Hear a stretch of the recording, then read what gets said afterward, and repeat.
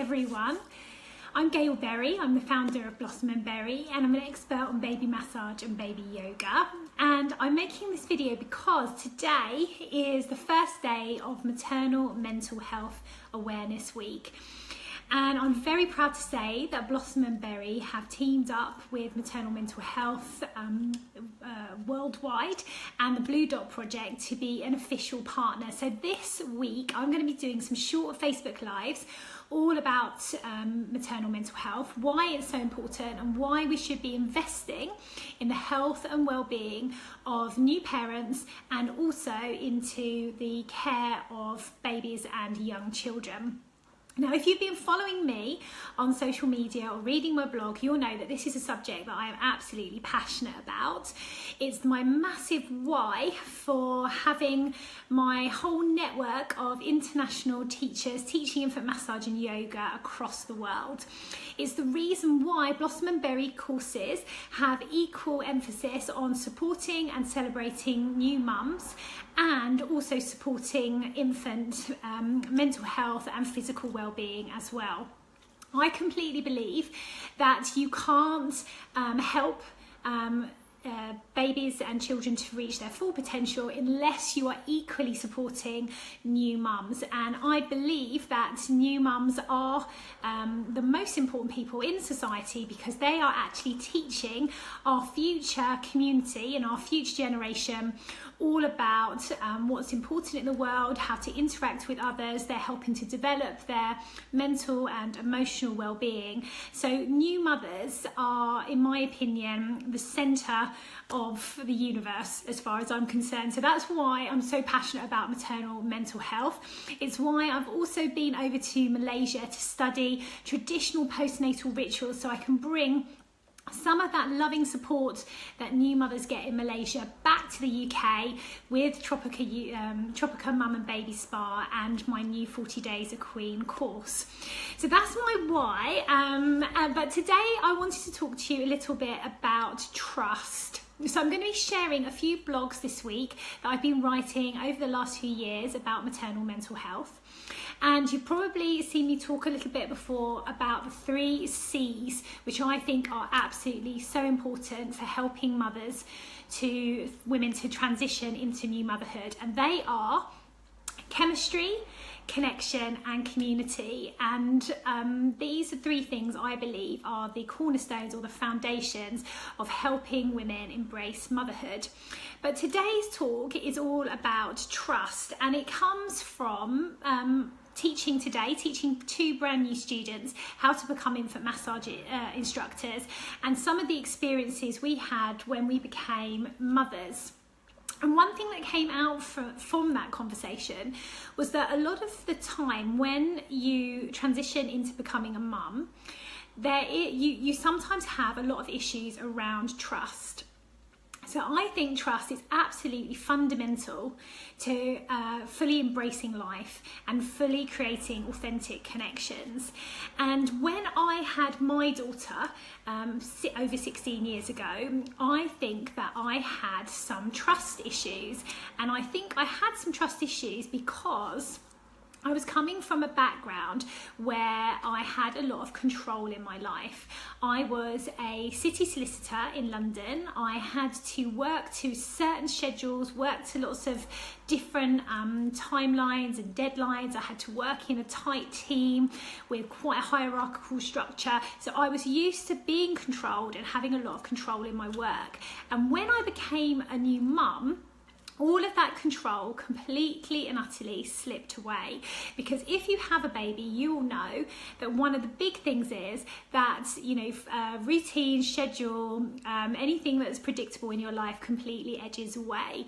So when you're someone who's used to having control, whether it's in your job or whether it's through your relationships, losing that control can feel really overwhelming, can make you feel very vulnerable, make you feel lost, and make you feel not very confident in what you're doing.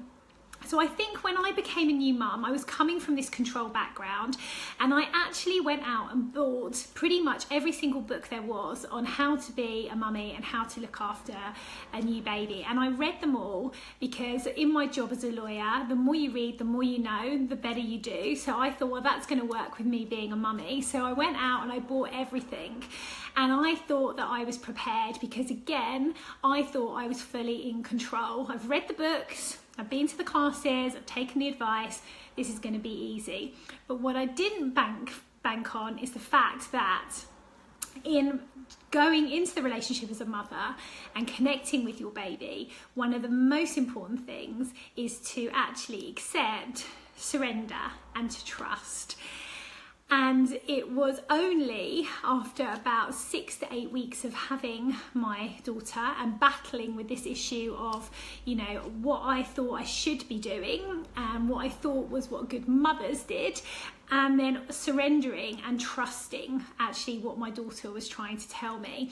And there was one particular incident where I was actually, remember, standing over my daughter's cot at about 2 o'clock in the morning, with her being really unsettled and very fussy, but rather than actually pick her up, I was looking in a book trying to work out that by putting one hand here or touching her ear or touching her face or making this particular shape with her mouth, that would mean that she actually wanted this particular thing from me, whether it was feeding or picking up or changing.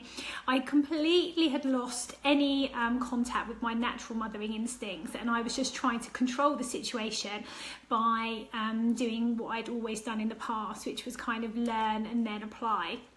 So when I finally realised that this was making me feel more nervous, more insecure as a mum, making me feel, you know, questioning myself and my own ability, when I finally gave that up and gave up the control, then the new sort of beginning and the new journey began. So in that moment, what happened was, I decided that I was going to trust my daughter, and this is where trust, I think, is so important.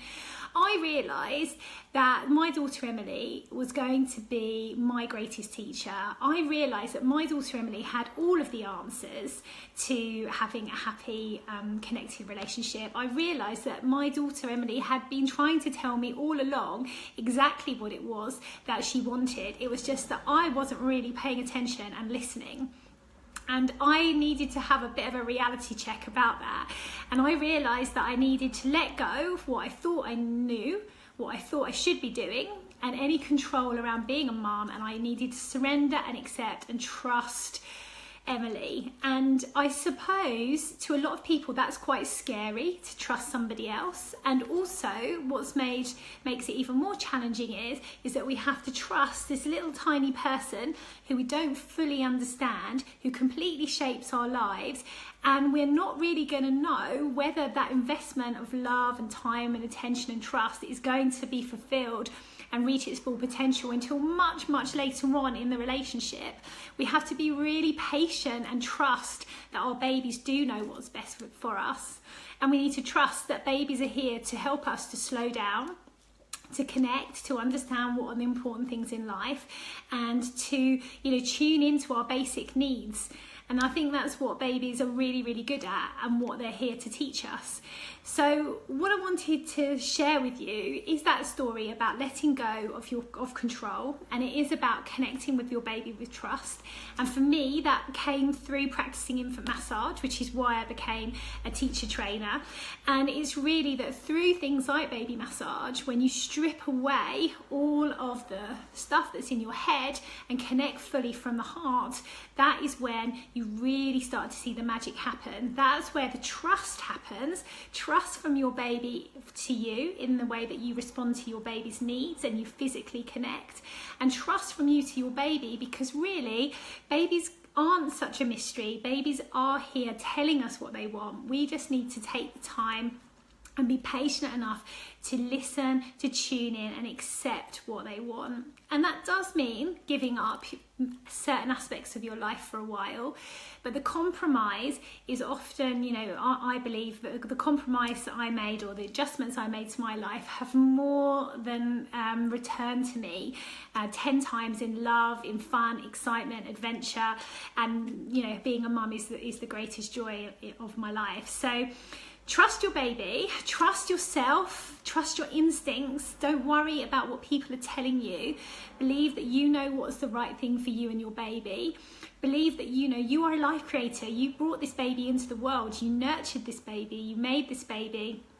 You are your baby's first teacher. Trust that you can do this, and don't be worried about, you know, judgments around that. Tune in and know that you and your baby are working together to create the best relationship you can. Hi Gemma. And also the other thing is just trust the process. So trust the process of parenting, because, you know, there are going to be challenges, and it's going to be a steep learning curve. You're going to have to develop a growth mindset, because you're going to have to accept new directions, new experiences, new feelings, new emotions. But all emotions and all experiences are good. They're here to help us learn. They're here to help us grow. So it's really important to just trust that process. And even if you're going through a hard time with your baby right now, even if your baby has got you know, a condition that makes sleeping difficult, feeding difficult, if they're colicky, if they're unsettled, if they're fussy, if they're not sleeping very much, trust that will move on. It's part of that evolution of your relationship together. So just trust that new things will be coming. Some will be even more exciting and some will be challenging, but it constantly moves on. So yeah, so that's my little chat for today. Let go of control and completely embrace trust. Trust your baby, trust yourself, trust the process. And just be open to exploring all of the possibilities in being a mother, and just remember that no one has got the answers. There's no such thing as the perfect parent. You are the perfect parent for your baby. And if you're struggling right now with maybe feeling a bit negative, and you're feeling a little bit overwhelmed, or you're feeling like anxious or fearful, just take it all the way back to, you know, connecting with your baby, getting lots of physical touch with your baby to get those positive oxytocin, love-based hormones flowing through your body, and ask for help from those people around you. Because if we're all honest as mothers, we're all having the same experience, we all have the same challenges, and it's only through vulnerability and talking that we realise that we're all the same, and in that unity we can really help to support each other. So I hope that's been useful. Look out for loads of other blogs and posts this week around maternal mental health. I'm going to hopefully do a little video every single day. I'm up in Liverpool at the moment training, so that's why I'm in rather unusual surroundings. But yeah, let me know your thoughts on this video. Let me know if you want me to do anything, talk about anything in particular to do with maternal mental health, and I can share lots of resources that are on our website too. Okay, have an amazing day. Bye. Have I finished? No.